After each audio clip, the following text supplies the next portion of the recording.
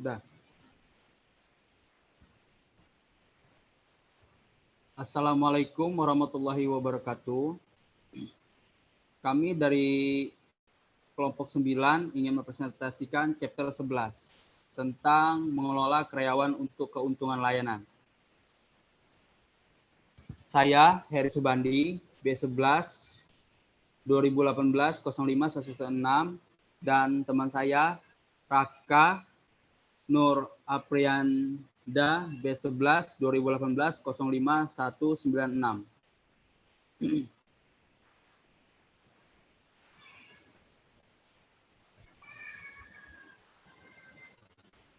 Pentingnya layanan karyawan. Mengapa karyawan layanan sangat penting untuk melanggengkan dan posisi kompetitif perusahaan. Inti dari produk perusahaan jasa, merek, mempengaruhi penjualan dan menentukan produktivitas. Frontend juga mendorong loyalitas pelanggan, dengan karyawan bermain sebagai peran kunci dalam mengantisipasi kebutuhan pelanggan, menyesuaikan pelayanan, dan membangun hubungan pribadi. Ini dalam layanan kontak rendah. Banyak transaksi rutin yang dilakukan tanpa melibatkan pegawai garis depan. Misalnya ATM. Sistem IPR, terus penjawab telepon otomatis, situs web untuk servis atau pemesanan, pembayaran, dan lain-lain. Bagaimanapun pegawai garis depan tetap krusial dan penting.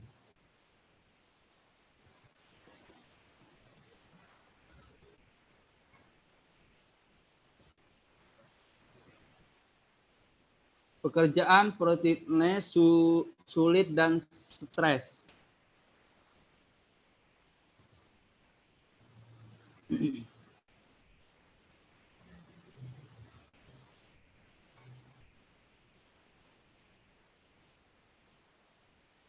Perentang batas menghubungkan organisasi dengan dunia luar. Peran yang beragam sering menyebabkan staf layanan harus mengajar baik tujuan operasional dan pemasaran. Pegawai di garis depan adalah faktor penting untuk loyalitas pelanggan, mengantisipasi kebutuhan pelanggan, menyesuaikan penghantaran layanan atau jasa, membangun hubungan personal dengan pelanggan, sumber konflik peran. Organisasi PS kalian dilema apakah mengikuti peraturan perusahaan atau memenuhi permintaan pelanggan. Manusia PS peran, konflik antara apa yang diminta dalam pekerjaan dengan kepribadian, persepsi diri dan keyakinan diri pegawai. Kalian plus PS kalian, konflik antara pelanggan yang membutuhkan intervensi dari staf layanan. Manajemen sumber daya manusia. Bagaimana cara melakukannya dengan benar?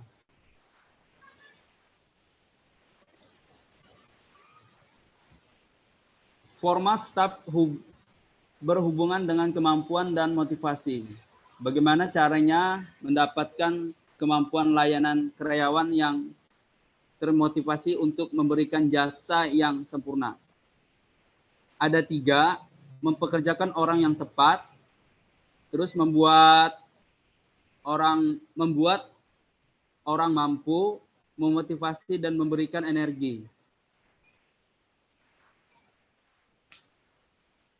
memilih dan mempekerjakan orang yang tepat. 1. Menjadi pemimpin yang disukai, membuat kelompok besar atau persaingan untuk mereka share. Menetapkan kualifikasi dalam kelompok. Ada 3 bagian, image atau positif di tempat kerja, kualitas jasa, staf perusahaan. Tak ada karyawan yang sempurna. Pekerjaan berbeda sebaiknya diisi oleh orang dengan skill, gaya, dan kepribadian yang berbeda. Mempekerjakan kandidat yang sesuai dengan nilai inti dan budaya perusahaan. Fokus pada perekrutan orang yang memiliki kepribadian hangat untuk bekerja pada pekerjaan yang berhubungan langsung dengan konsumen.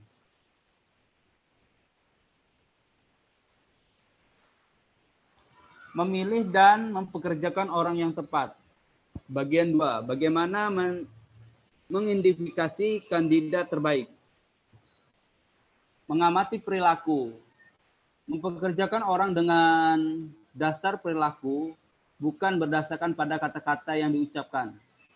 Cara terbaik untuk memprediksi perilaku di masa depan adalah mengamati perilaku di masa lalu. Kelompok diskusi.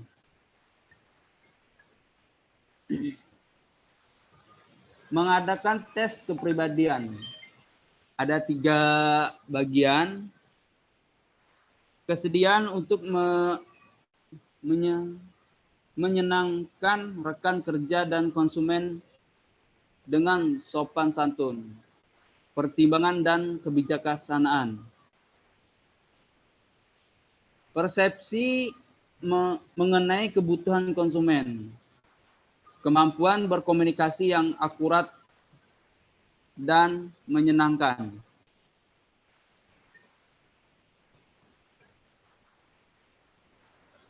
Bagian ketiga, memilih dan mempekerjakan orang yang tepat.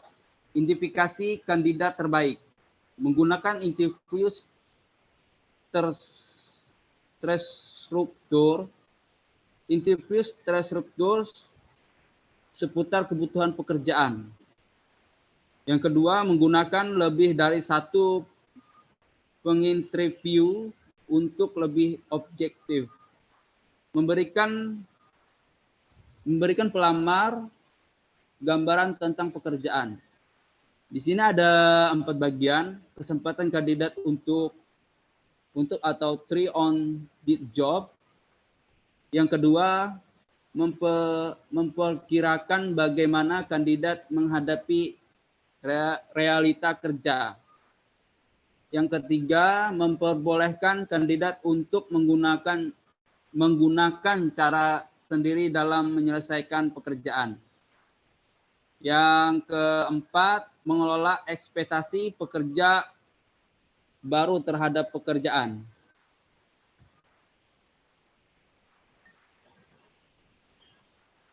Ya, selanjutnya 2, melatih servis karyawan. Servis karyawan perlu belajar tentang budaya organisasi, tujuan, dan strategi. Ada 2, menaikkan nilai inti, memperoleh komitmen secara emosional pada strategi.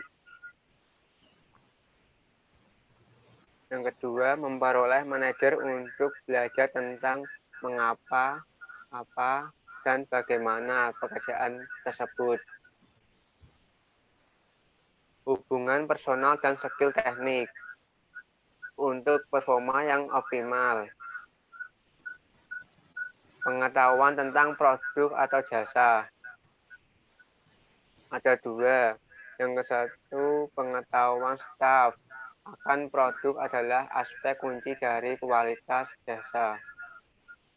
Yang kedua, staf harus mampu menjelaskan keistimewaan produk dan posisi produk secara cepat.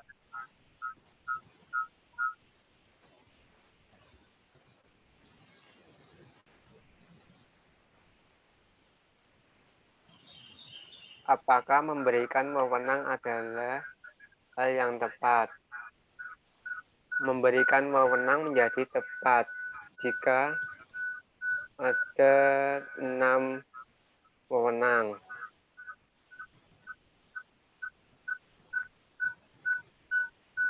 Yang pertama, strategi bisnis perusahaan berlandaskan perbedaan dan jasa yang dipersonalisasi atau disesuaikan. Yang kedua, menekankan pada hubungan yang luas transaksi singkat. Yang ketiga, menggunakan teknologi yang kompleks dan tidak rutin. Yang keempat, lingkungan bisnis tidak dapat diprediksi dan adanya kejutan. Yang kelima, manajer nyaman dengan memberikan kebebasan kepada karyawan untuk memperoleh keuntungan bagi perusahaan dan konsumen. Yang keenam, karyawan mencoba memperdalam skill, seperti bekerja sama dengan yang lainnya dan grup.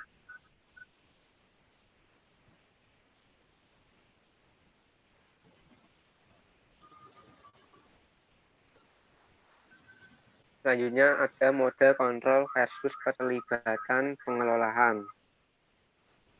Kontrol memusatkan pada 4 kunci pada utama organisasi puncak. Keterlibatan mengurangi itu. Yang pertama, kekuatan untuk mempengaruhi prosedur kerja dan petunjuk organisasi. Yang kedua, informasi tentang hasil operasi dan ukuran dari performa bersaing. Yang ketiga, imbalan berdasarkan kinerja organisasi. Misalnya, bonus, pembagian, keuntungan, kepemilikan saham. 4. Pengetahuan atau keterampilan yang memungkinkan karyawan untuk memahami dan berkontribusi pada kinerja organisasi.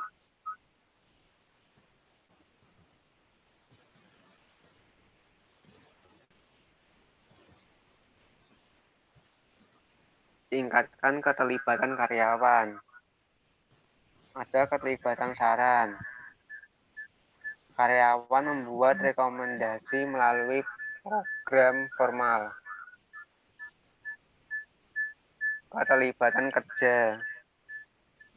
Pekerjaan didesain ulang. Karyawan dilatih ulang. Pengawas berorientasi untuk memfasilitasi kinerja. Selanjutnya keterlibatan tinggi, ada 4 bagian. Yang pertama, berbagi informasi. Yang kedua, karyawan terampil dalam kerja tim, memecahkan masalah, dan lain-lain. Yang ketiga, partisipasi pada keputusan manajemen.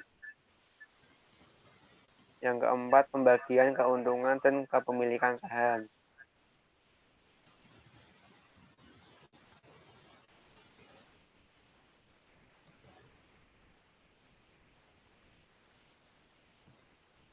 Selanjutnya, membangun tim pengiriman layanan berkinerja tinggi.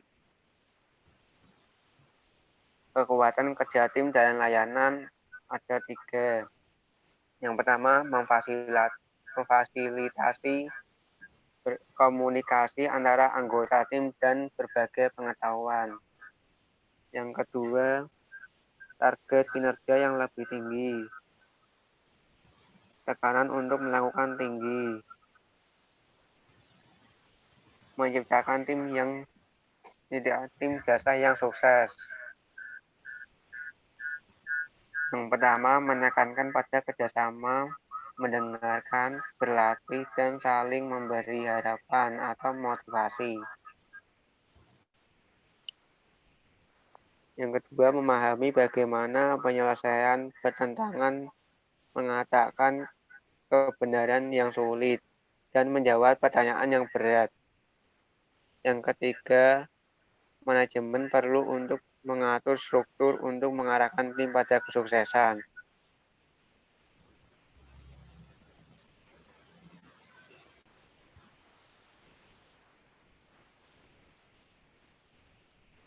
3. Memotivasi dan memberikan energi pada frontline.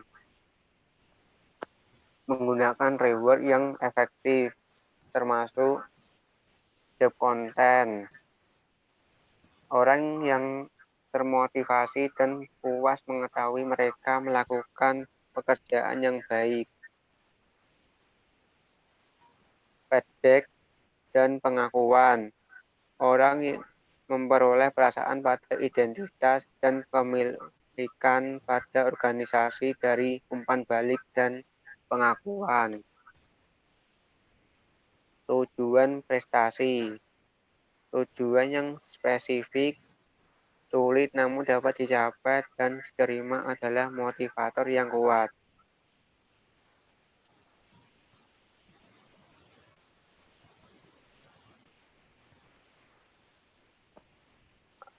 4. Kepemimpinan layanan dan budaya.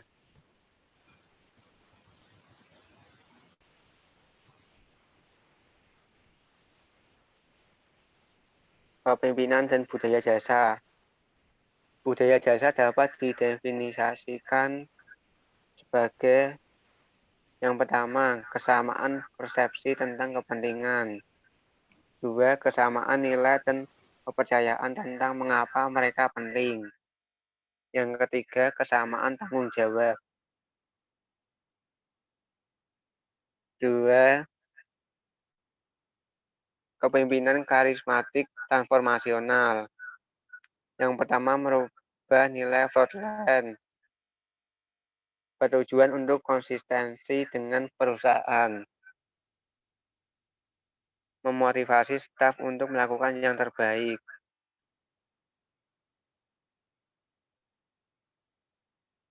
Internal marketing. Yang pertama, memegang peranan penting dalam memelihara budaya perusahaan. Yang kedua, membantu menjamin penyampaian jasa, hubungan kerja, kepercayaan karyawan, rasa hormat, dan loyalitas.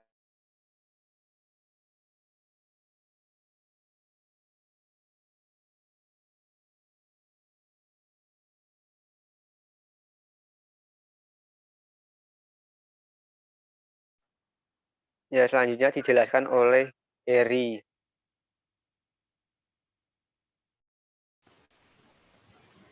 Oke, ini saya ambil dari contoh kasusnya pelayanan hotel. Kenapa saya memilih hotel sebagai kasus? Karena di bab 11 ini membahas tentang pengelolaan manusia untuk keunggulan layanan. Karena dibandingkan jasa penginapan, karena di bidang jasa penginapan ini mengutamakan pelayanan yang diberikan oleh pihak staf dan karyawan. Hotel adalah pelayanan jasa di bidang penginapan. Peran yang sangat penting di bidang jasa penginapan ini adalah karyawan dan staf hotel tersebut. Karena mereka merupakan bagian dari keunggulan layanan jasa penginapan. Semakin baik pelayanan yang diberikan, maka konsumen akan merasa nyaman. Pelayanan yang harus diutamakan adalah seperti cara menerima tamu, bersikap, berbicara, kebersihan dan berpakaian harus diutamakan. Jadi ini yang disebut mengolah manusia untuk keunggulan layanan. Ya, sekian dari presentasi dari kelompok 9. Kami mengucapkan Assalamualaikum warahmatullahi wabarakatuh.